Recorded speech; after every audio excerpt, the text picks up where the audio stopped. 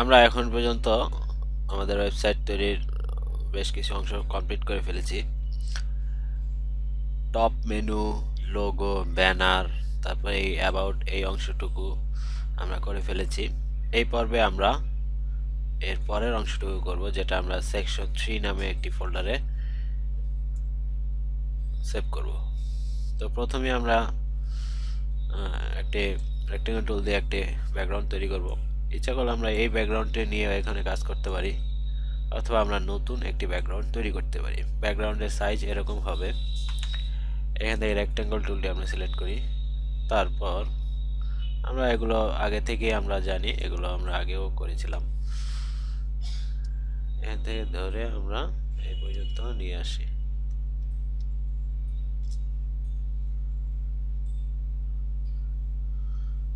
আমাদের ব্যাকগ্রাউন্ড তৈরি হয়ে গেল। এবার এটিকে আমরা স্ট্রোক নাম দেই, ফিল ধরা যাক আমরা যে কোনো একটি কালার দিই, কারণ একটু পরে আমরা এখানে গ্রেডিয়েন্ট ইউজ করব। তো এই রেক্টেঙ্গল এই লেয়ারে আমরা গ্রেডিয়েন্ট ওভারলে এই অপশনটি সিলেক্ট করি। তারপর এখান থেকে আমরা এই কালারটি সিলেক্ট করি। এখান থেকে আমরা ডার্ক কালারটি নিতে পারি, ওকে দেই, এবং এখান থেকে আমরা তুলনামূলক লাইট কালারটি নিতে পারি, ওকে দেই, ওকে। এখানে আমরা অ্যাঙ্গেল ভ্যালু এটি 0 দিয়ে দেই।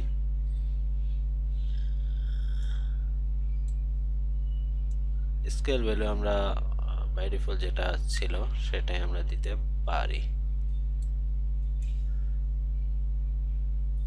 এখানে একটু ত্রিমাত্রিক ভাব আনার জন্য সরি কন্ট্রোল জেড চেপে আমরা আন্ডু করি। এখানে আমরা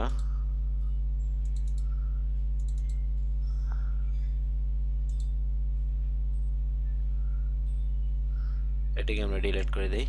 আমরা এখানে আরেকটি দিতে পারি, যে এখানে কালার একটু আমরা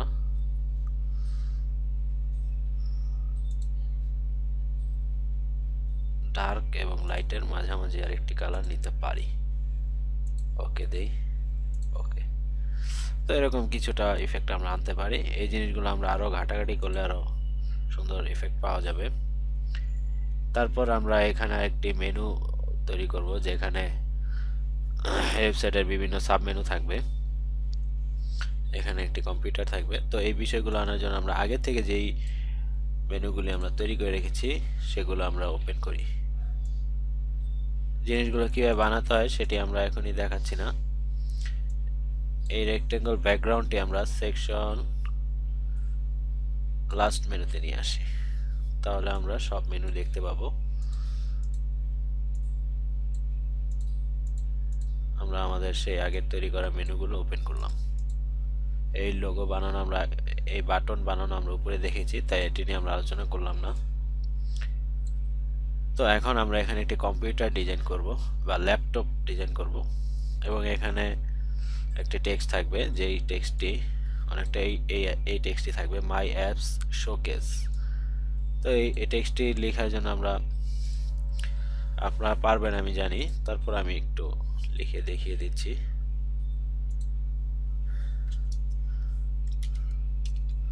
মাই অ্যাপ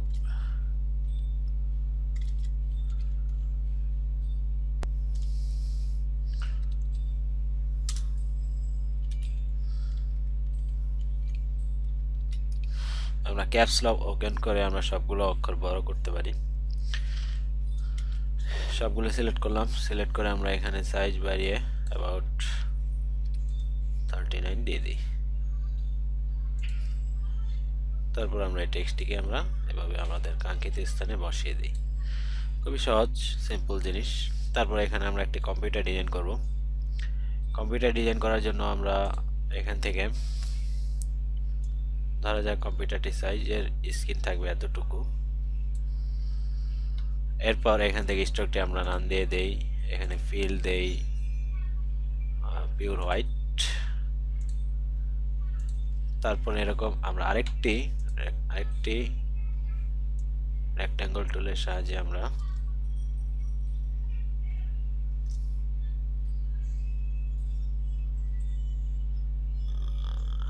একটি রেক্টেঙ্গল দিলাম। এবার এটিকে আমরা কালার দিই। এটির কালার আমরা এই কালারটি দিতে পারি। এবার এটিকে আমরা মুভ টুলের সাহায্যে এটি কাঙ্ক্ষিত জায়গায় বসাই। তারপর আমরা যেটা করব, আমরা এটিকে ডুপ্লিকেট করি। অল চেপে আমরা এটিকে ডুপ্লিকেট করি। ডুপ্লিকেট করে আমরা এটির কালার, প্রথমে কালারটি চেঞ্জ করে ফেলি। এই কালারটি দিতে পারি, অথবা এখান থেকে একটি কালার আমরা সিলেক্ট করতে পারি। এই কালারটি আমরা নিতে পারি। তারপর এখানে আমরা কন্ট্রোল টি চেপে আমরা এই লেয়ারটি সিলেক্ট করি। এখানে এটি চেক হয়ে আছে, তো এটি আমরা প্রথমে আনচেক করলাম। এরপর আমরা এই রেক্টেঙ্গল লেয়ারটিকে আমরা সিলেক্ট করি। সিলেক্ট করে কন্ট্রোল টি চাপি। কন্ট্রোল টি চেপে আমরা এইখানে এরকম একটি বক্স দেখব। এই আইকনগুলোতে আমরা কন্ট্রোল চেপে আমরা এভাবে করব। এভাবে করে আমরা পার্সপেক্টিভ অনুযায়ী, অর্থাৎ 2D-তেই আমরা 3D ফ্লেভার নিয়ে আসব। এটি কন্ট্রোল না চাপলে কিন্তু আপনি এই সুবিধাটি পাবেন না। আমি কন্ট্রোল চেপে কিন্তু এটি করছি। দেখুন আমরা আমাদের কিবোর্ডটি বানানোর চেষ্টা করছি।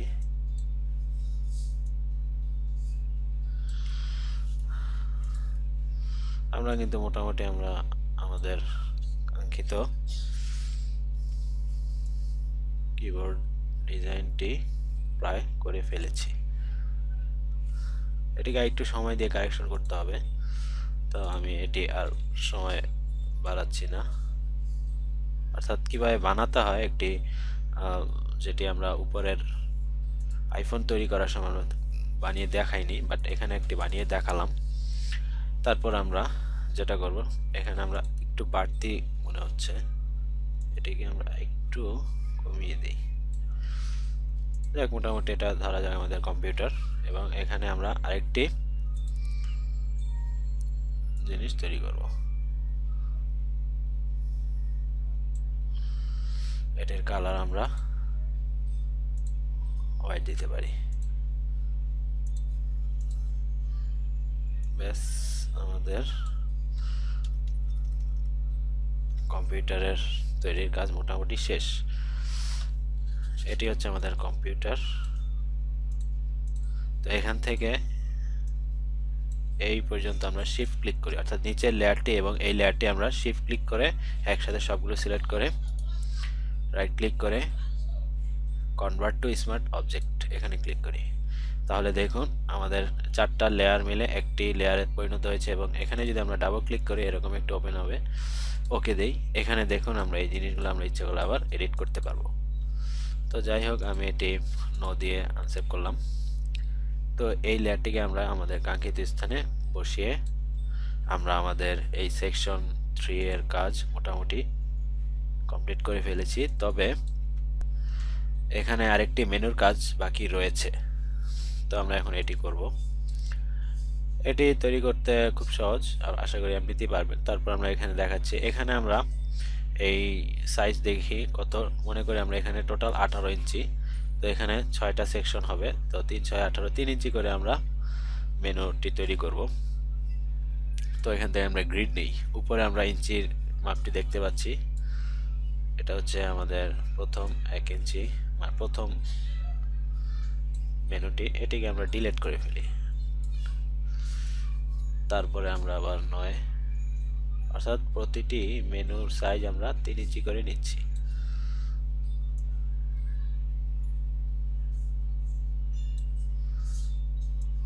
এরপর আমরা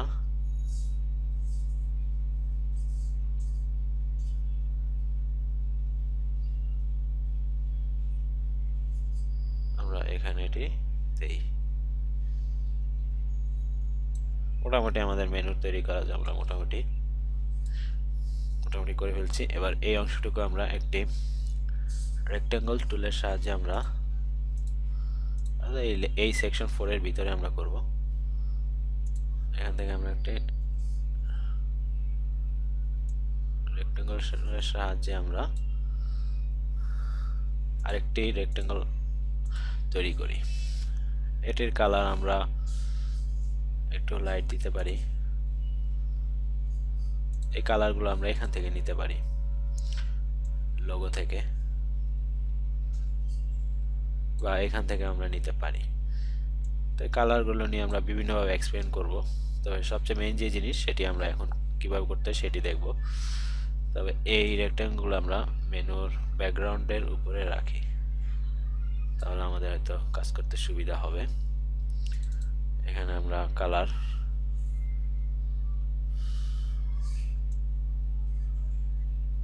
এই কালারটা নিতে পারি। এটি বেশি লাইট হয়ে গেল, আমরা এই কালারটি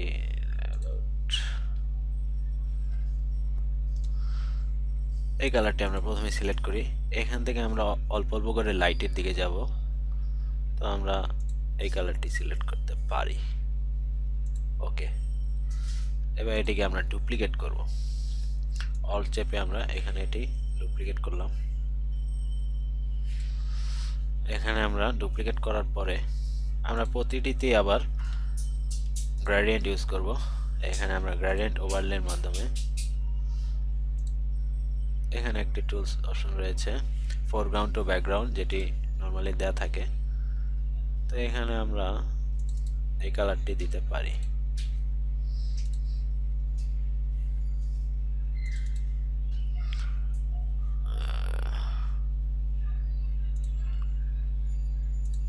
অর্থাৎ ভেরিয়েশন যেটাকে বলা হয় কালার ভেরিয়েশন, সেটি আমরা চেষ্টা করব। এখানে আমরা অ্যাঙ্গেল ভ্যালু অ্যাবাউট 0 দিতে পারি এবং স্কেল এটা দিয়ে আমরা টেস্ট করে দেখব যে আমরা আমাদের কাঙ্ক্ষিত ফলাফল পাই কিনা।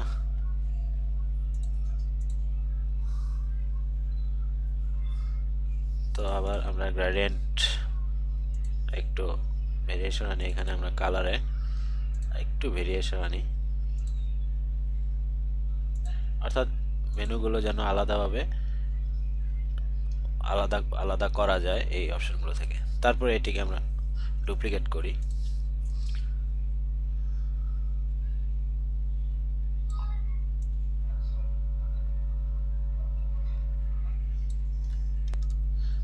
এরপরে আমরা এভাবে সবগুলো ডুপ্লিকেট করতে থাকি।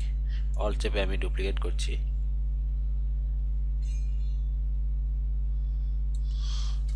এবার সবগুলোর কালার আমরা একটু একটু করে চেঞ্জ করতে পারি, তাহলে হয়তো আমরা আস্তে আস্তে লাইটের দিকে যাব।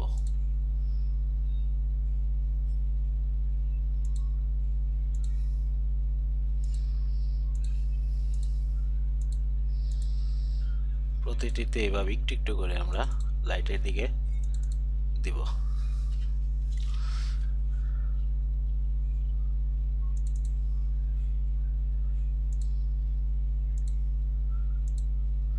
এটি নিয়ে আস্তে আস্তে এভাবে আমরা করে এভাবে আমরা মেনুটি তৈরি করে ফেলবো এবং ফাইনালি আমরা সবগুলো কালার একটি গ্রেডিয়েন্ট মতো টিন্ট এবং শ্যাডোর একটি রূপায়ণ দেব। যেমন এখান থেকে টিন্ট থেকে আস্তে আস্তে এখানে টিন্ট থেকে আস্তে আস্তে শ্যাডোতে আসছে, অর্থাৎ লাইট থেকে আস্তে আস্তে ডার্কে এসেছে, এরকম এখানেও এরকম একটি গ্রেডিয়েন্ট থাকবে।